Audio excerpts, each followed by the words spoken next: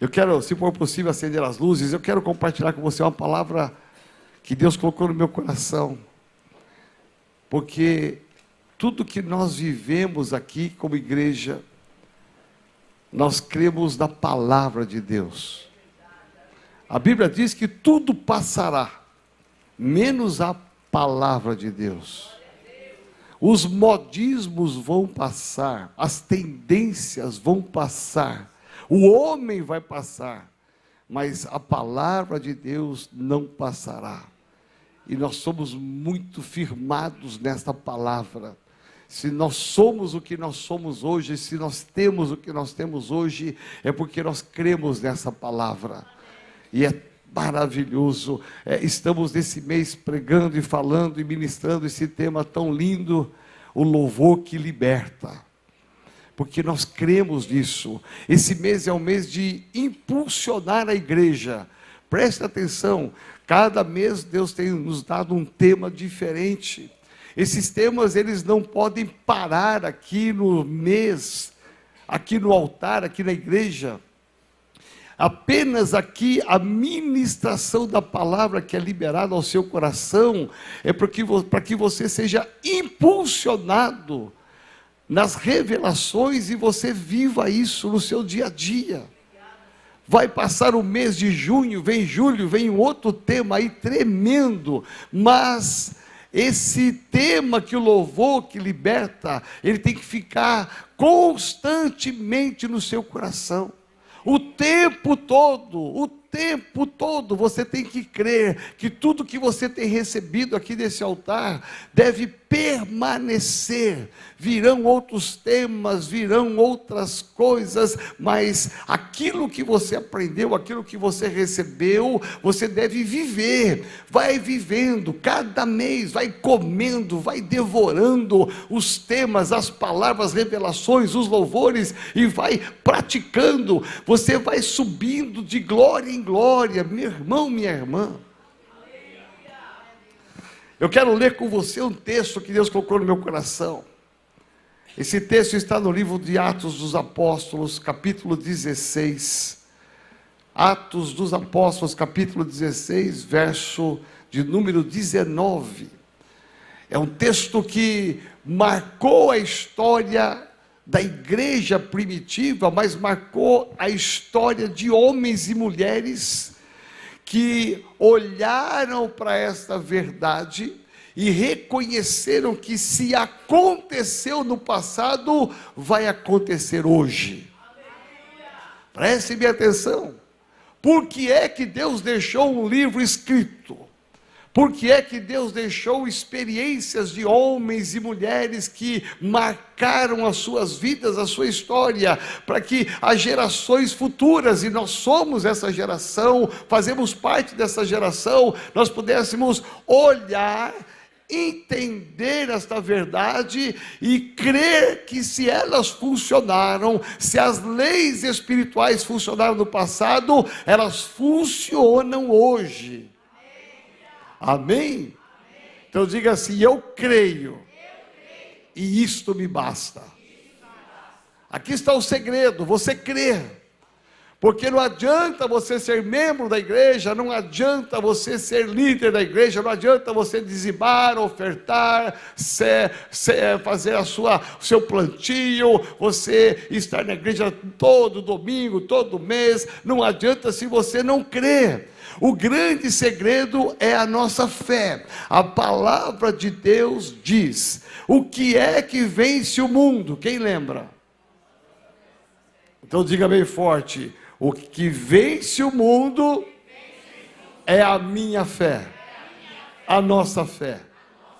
Isso é que move o homem de Deus, uma mulher de Deus. Nós não precisamos ter carteirinhas, né? Eu respeito igrejas que têm carteirinha de membro, eu acho talvez até legal, mas isso não é uma credencial para você vencer o inimigo.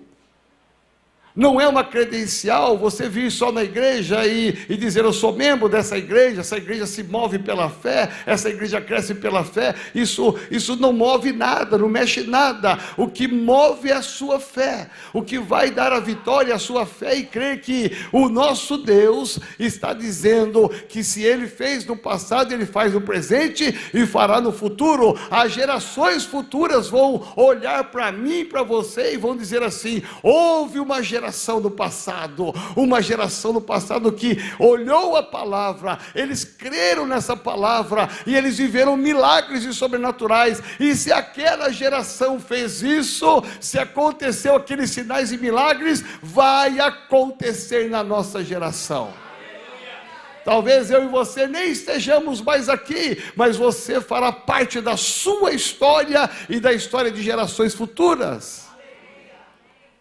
Há uma história na palavra de Deus que eu vou ler aqui para você, que mostra claramente, com sinais claros, evidentes, do que é possível um homem de Deus passar, uma mulher de Deus passar.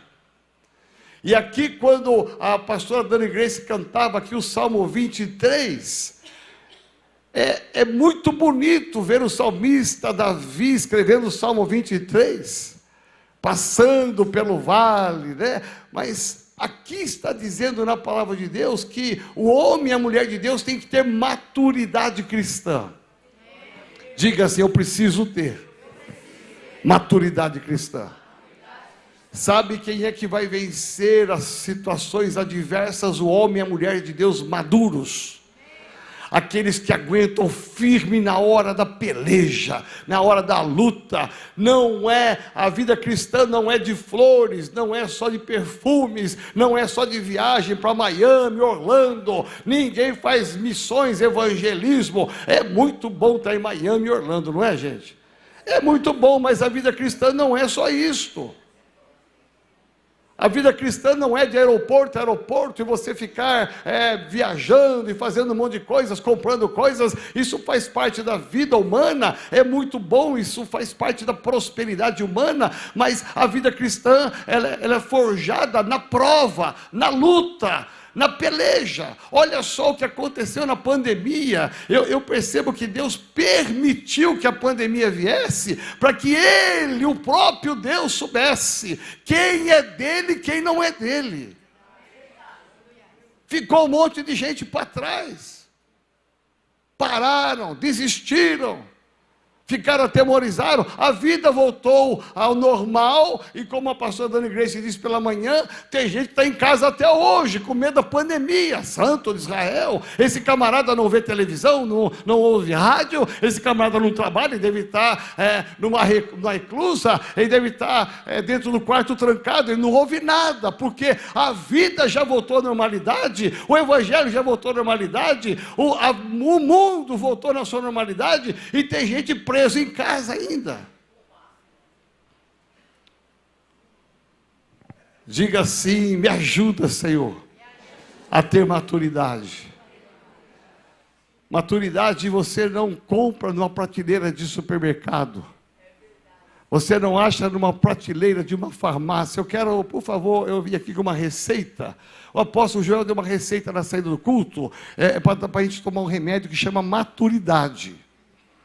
É para tomar uma colher por dia, que no final do mês eu estou maduro. Meu irmão, é isso. Só o sangue do Cordeiro. Não acha. Maturidade é forjada na prática, na luta, na adversidade, de gente que curva, mas não quebra. Parece que vai quebrar, mas não quebra. Sabe por quê? Porque quando você estiver no seu limite final, Deus vai lá e pega na sua mão e diz: calma, você aguentou até agora, eu vou te ajudar. É por isso que a Bíblia está repleta de exemplos de homens e mulheres que nos inspiram a viver a maturidade.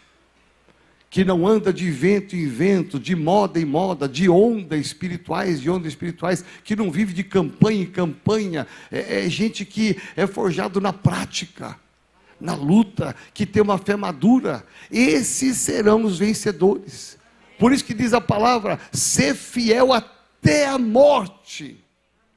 Ali não está escrito ser fiel até antes da morte. Quando você estiver quase para morrer, eu vou lá e vou te dar a coroa da vida, que eu vi que você foi até o quase no final. Não, ser fiel até a morte. Se preciso for, nós vamos morrer, mas vamos morrer com Jesus. Amém? Pode aplaudir ao Senhor.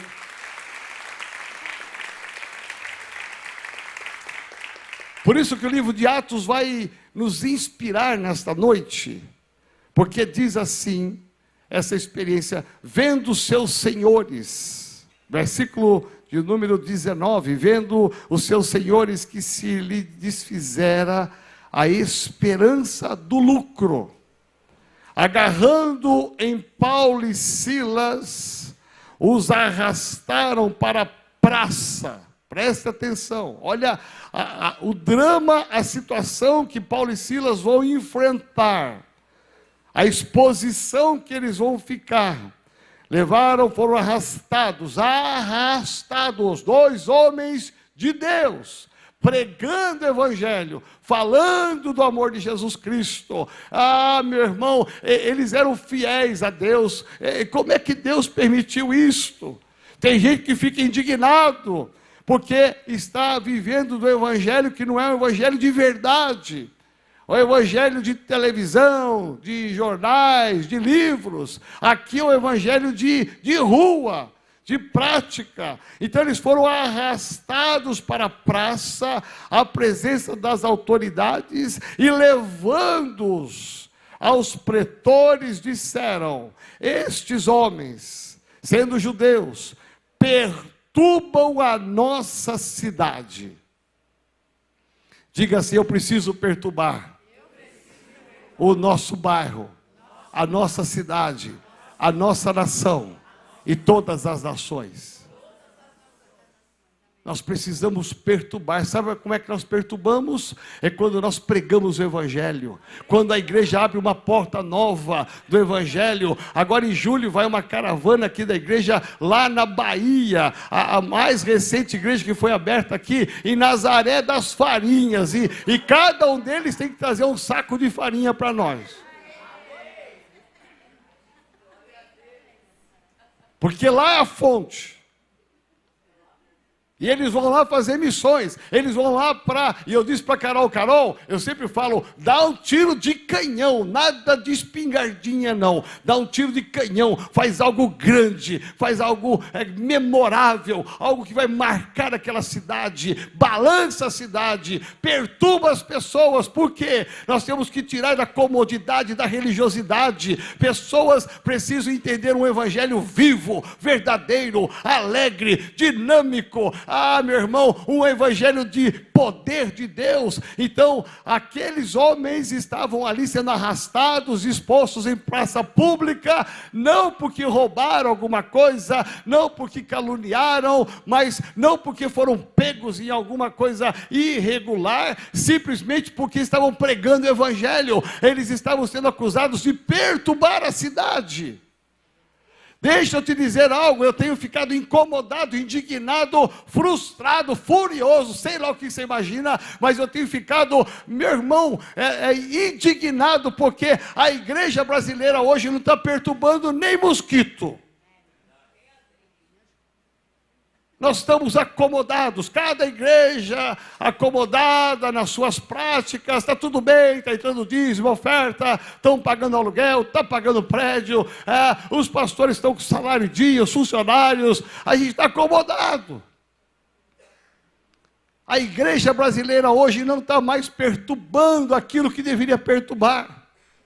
Cadê os movimentos cadê o movimento das igrejas, dos deputados evangélicos, dos vereadores, daqueles que se dizem políticos evangélicos, que estão vendo aí as coisas acontecer, a revelia, que você sabe, acompanha, se você não sabe, se preocupa, porque vem coisa feia por aí. Cadê os homens de Deus que a igreja elegeu? Cadê os homens de Deus que vieram aqui nesse altar? Graças a Deus, aqui não, porque aqui em 30 anos nenhum político subiu aqui e nem subirá para pedir voto aqui para a igreja,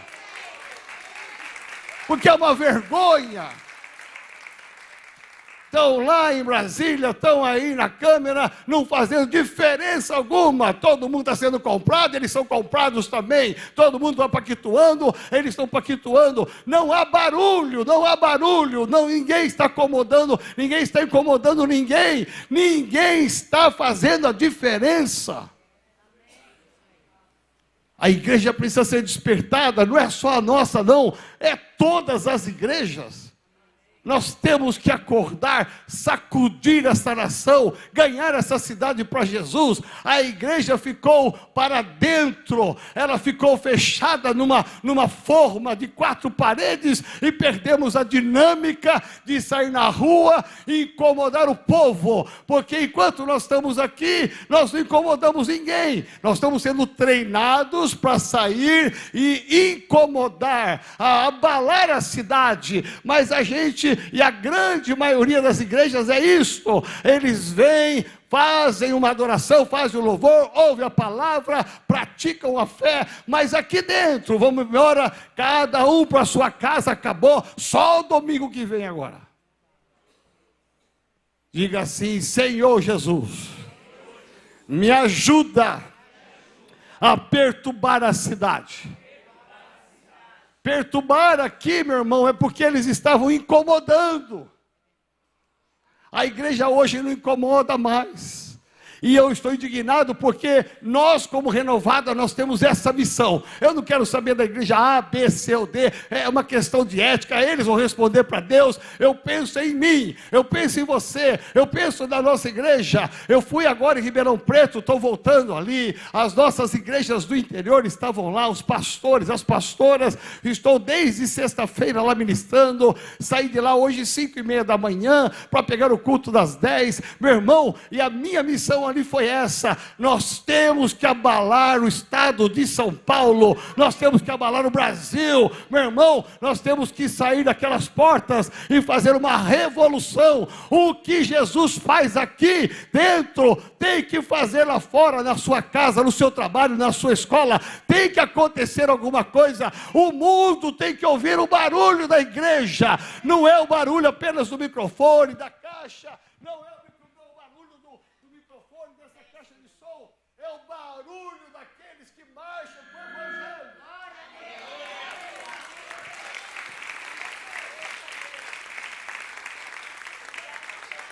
Ah, meu irmão, se as igrejas todas entendessem isso, o mundo seria diferente, o Brasil seria diferente.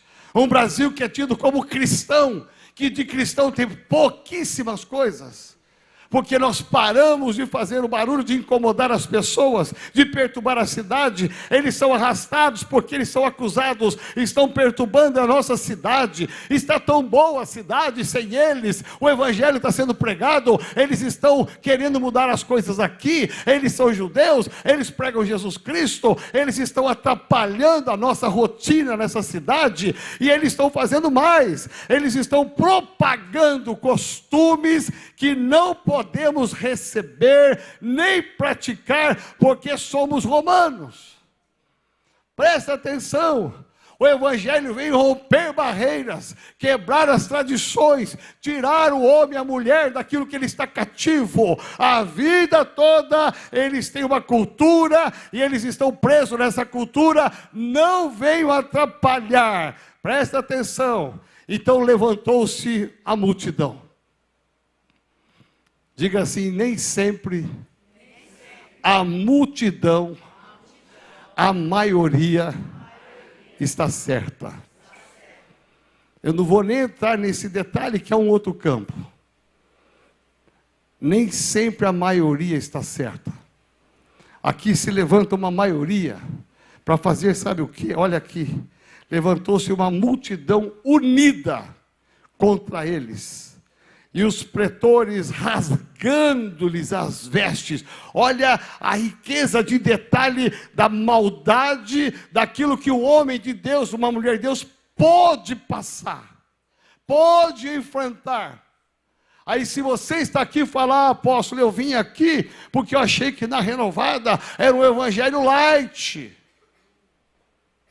então acho que eu não vou ficar aqui não. Ah, apóstolo, eu achei que aqui fosse o evangelho da supergraça. Então eu não vou ficar aqui não. Se você é um crente de verdade, você vai ficar assim, sabe por quê? Porque isso é palavra de Deus. Não é doutrina da renovada, da igreja A, B ou C, de pastores, isso aqui é palavra de Deus. Então, aqui está dizendo das lutas que o homem de Deus pode enfrentar, das adversidades. Então, a multidão se levanta contra eles, a multidão rasga as vestes. Dá para você imaginar isso? Você está fazendo o que é correto, o que é certo. Você está pregando o evangelho, o amor de Jesus. Você não está fazendo nada de errado. Você não matou ninguém, não roubou ninguém, você não fez nada de errado. Espera aí, o que é isso? Eu estou pregando o evangelho, estou agora me crucificando, rasgando as minhas vestes, me acusando. O que é isso? Veja que por muito menos do que está acontecendo aqui, tem gente que já iria embora da igreja. Não, eu não vim para a igreja para enfrentar isso aqui não, misericórdia, eu quero o evangelho que Deus possa me dar um carro novo, uma casa nova, uma casa na praia, uma casa no campo, é esse o evangelho que eu quero, com muito dólar na minha conta, é isso que eu quero. Diga assim: Senhor, me ajuda a ser um homem maduro, uma mulher madura. Essa multidão se levanta, e parece que todo o inferno está contra esses dois homens.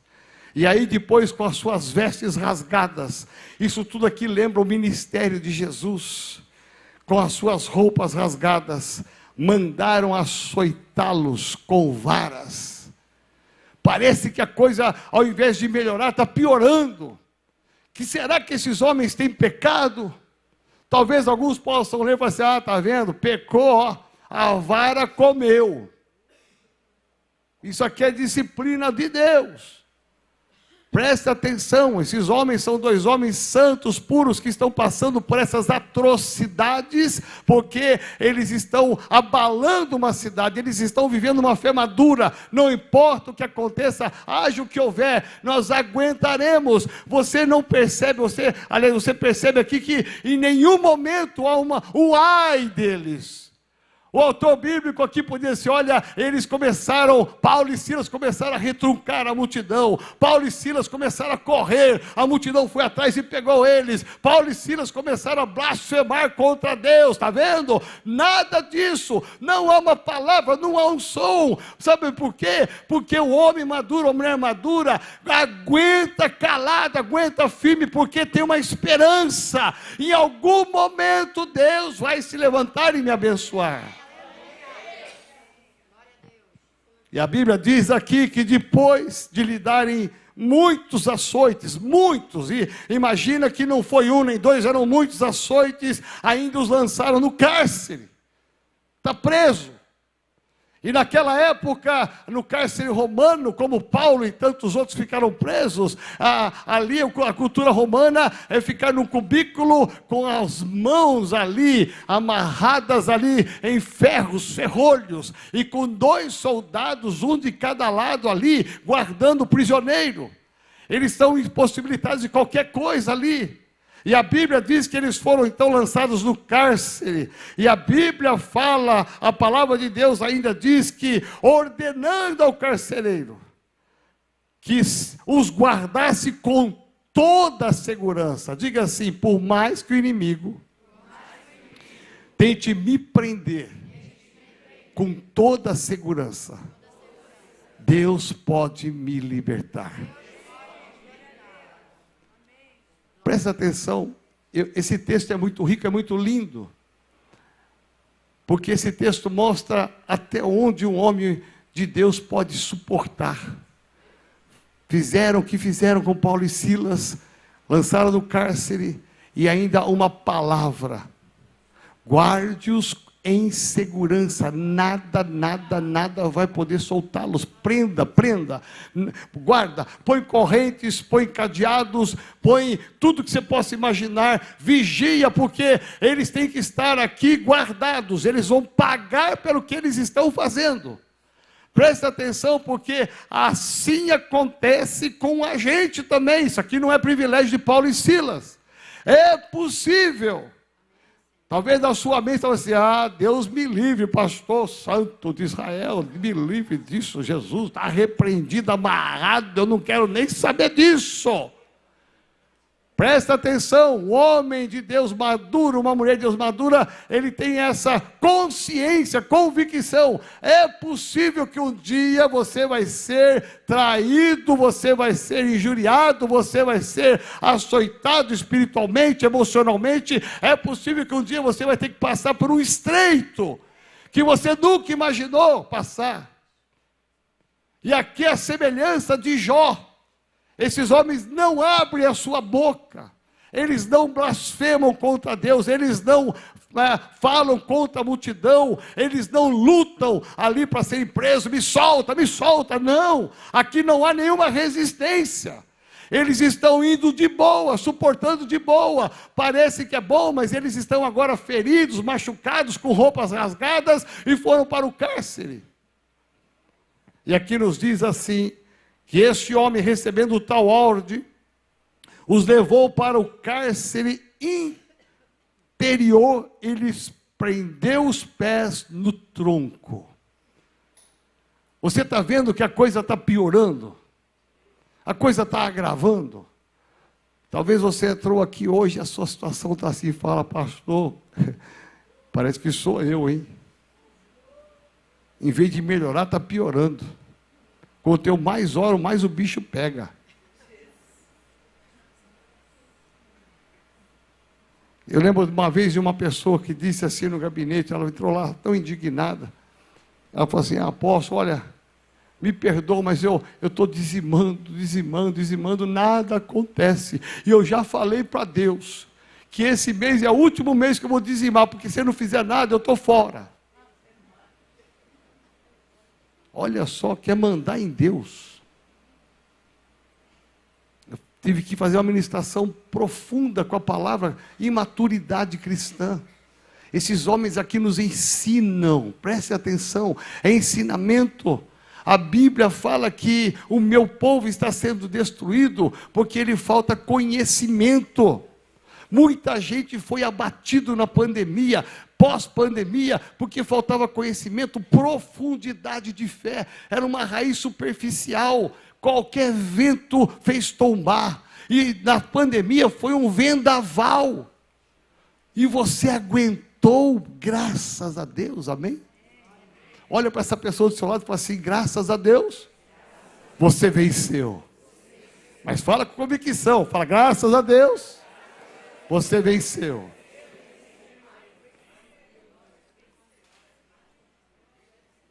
Olha só, esses homens, o estado que eles estão, deplorável, triste, parece que acabou. Mas aí entra a mão de Deus. Sabe quando tudo parece que está dando errado na vida da gente? Parece que o inferno se levantou e parece que está vencendo. Você fala: mas aonde está Deus? Onde Deus está? O livro de Jó tem 42 capítulos.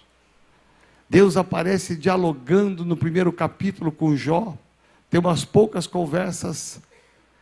E você vai perceber que quando o inimigo tem a legalidade para atacar Jó, parece que Deus se ausenta. Deus sai de cena. E por 40 e poucos capítulos, o diabo vai bater em Jó. Não há nenhum sinal no céu de que Deus está presente. Não há nenhuma voz dizendo: esse é meu filho amado. Não há nenhuma mão estendida dizendo: calma que eu vou te ajudar. Não há nenhum som bradando no céu para acalmar o coração de Jó. Parece que Deus tinha se ausentado da vida dele. Parece que ele estava apanhando do diabo. E cadê Deus? Não há nenhuma manifestação de Deus em 40 capítulos. É uma história longa. Mas no final, quando Deus aparece, é como se ele dissesse: agora eu vou resolver. Essa parada deixa comigo. Jó, deixa comigo. Você foi fiel até o fim. Então eu vou te dar o dobro do que você tinha. Porque eu sei do seu coração. Isso é gente madura, preparada para o Evangelho. Não é apenas um crente sentado na cadeira da igreja, no banco de uma igreja. É gente madura, é pastor maduro, líder maduro. Porque aí por volta da meia-noite, Paulo e Silas oravam, cantavam louvores a Deus. Preste atenção, aonde é que aparece a voz desses homens? Não há um ai! Meu Deus, que chicotador, cara, você é forte, hein, meu? Sangue de Jesus, meu, maneira aí, meu. Não há nada que alguém puxou e rasgou a blusa. Vai com calma aí, o que é isso? Não há nenhuma manifestação humana de Paulo e Silas, nada. Não há um som da boca deles, não há nenhuma contrariedade. Eles estão suportando calados. E dali. Estão calados, mas quando chega meia-noite, ouve-se o som. Não é um som do céu, é um som da terra. Porque diz a palavra que tudo que nós ligarmos aqui na terra será ligado no céu. Há uma chave através do louvor da adoração. Esses homens, eles vão ser encontrados agora à meia-noite. Todo mundo dormindo, todo mundo ali, eles cheios de cortes e tantas coisas mais. Eles vão ser encontrados ali, eles oravam e cantavam louvores a Deus, ao ponto de que os demais companheiros de prisão escutavam. E aqui eu vou te dizer algo, por isso que esses homens incomodavam, porque é muito bom cantar sussurrando no carro, é muito bom você colocar um fone aqui e ficar cantando, é muito bom você fazer caminhadas, mas libera a tua voz. As pessoas que estão ao teu redor têm que ouvir o som que declara a tua fé. Quando você canta, não sei se você prestou atenção nas letras que ela ministrou aqui hoje. Meu irmão, eu falei, meu Deus, é tudo que tem a ver com a palavra. Quando aqui nós falamos, eu creio, quando você está afirmando a fé, o louvor, a adoração, é uma maneira que Deus usa para te estimular a declarar a sua fé. A você dizer o quanto você ama o Senhor, o quanto você depende dEle, o quanto você precisa dEle, o quanto você vai suportar as coisas e o quanto você tem de fé para vencer no final. O louvor, a adoração é isso, sai do fundo da sua alma, da sua mente, do seu coração, você está afirmando a sua fé. Meu irmão, os demônios vão embora. Porque ele olhou e encontrou alguém que emite um som, que é um som de fé. Não é o ai de dor. Não é o deixa para lá, rapaz, me solta. Não é alguém desesperado diante do caos. É alguém que confia no Senhor. E olha só então, eles oravam e cantavam, e você sabe, e aí, lá na prisão, todos escutavam. A nação brasileira tem que escutar o nosso louvor, nossa adoração. Meu irmão, aonde eles vão escutar? Não tem que ter uma super caixa na ponta de um prédio, para que São Paulo ouça o som do céu e a sua fé. Não, você é portador de um microfone, que é a sua voz. Você tem uma caixa acústica, que é o seu pulmão, para você cantar, para que todos ouçam naquele prédio aonde você trabalha, todos ouçam na sua casa. A sua fé, ela está sendo afirmada através do louvor da adoração.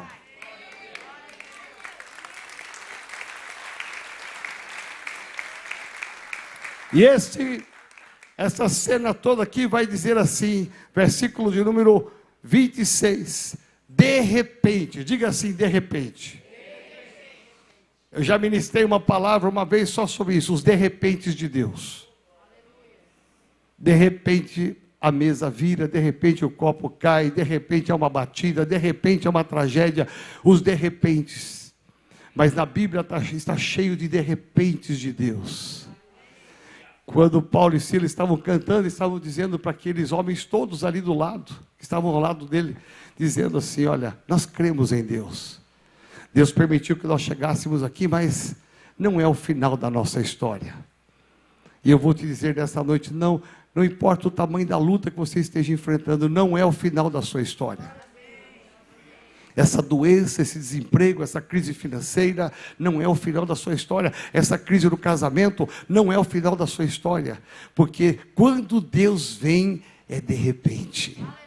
Não há um planejamento. Deus, olha, o Senhor pode intervir na minha vida. Na próxima terça-feira, às 18 horas, eu vou estar esperando o Senhor intervir na minha vida, viu? O Senhor pode fazer isso, Deus? O Senhor coloca na tua agenda, no seu planejamento de milagres, né? Que eu sei que o Senhor tem muitos milagres para fazer. Coloca o meu nome, a minha necessidade, eu vou ficar aguardando terça-feira, às 18 horas, vai ser o meu milagre. E você sai contando para todo mundo, olha, Deus já agendou o meu milagre na terça-feira. Deus não age assim. Deus está além das nossas agendas humanas, porque Ele é Deus do tempo. E a palavra diz que quando nós aguardamos no Senhor, quando nós esperamos com paciência, Ele vem. Não importa se é mais cedo, mais tarde, se chove, se não chove, se está calor, se não está calor, Ele vem de repente. O de repente é quando ninguém espera. Ninguém esperava. Mas de repente, acontece algo. E aqui acontece algo sobrenatural. Deixa eu te falar aqui, de repente sobreveio tamanho terremoto, que sacudiu os alicerces da prisão. Abriram-se todas as portas e soltaram-se as cadeias de todos. Presta atenção, e o final dessa história é que aquele carcereiro vai ficar desesperado quando vê que abriu tudo, ele vai se render ao Senhor Jesus Cristo, por causa da obediência, da submissão de Paulo e Silas, que disseram, calma, o testemunho daqueles homens foi muito forte, e aqui nos diz que esse terremoto, essa provocação da natureza, trouxe, e aqui diz, um tamanho terremoto que sacode os alicerces da prisão, abriram-se todas as portas e soltaram-se as cadeias de todos. Diga assim, é de todos. Tinha gente lá que tinha roubado, matado, tinha gente que tinha feito coisas horríveis, estavam presos lá.